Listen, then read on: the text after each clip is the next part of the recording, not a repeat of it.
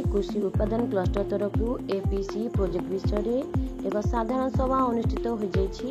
चाष चाषी विहन और सामूहिक और व्यक्तिगत चाष एक प्रोड्यूसर कंपनी गठन करी किपरि माँ माने 2 गुण इनकम करने सह स्वावलंबी हो पारिबे से विषय एक बैठक अनुष्ठित हो जाइछि। इस सभारे आठमल्लिक ब्लॉक 6 गोटी ग्राम पंचायत 25 उत्पादक गोष्ठी हॉर्टिकल्चर एग्रीकल्चर भेटनारी एही भली 9 गोटी संस्थार विभाग द्वारा कार्य करुछन्ति। इस सभारे APC projector Athmallik projector manager Sonali Nayak SMS Biswajit Prani CC Samit Ranjan Mahapur CC Diwakar Mishra Anugul जिलार assistant district coordinator Pritam Kumar Mahant Athmallik mission शक्तिर BPC Jaswant Pradhan BPM Kshanaprabha Tripathi CRP Mamata खेती प्रमुख योगदान करथिले।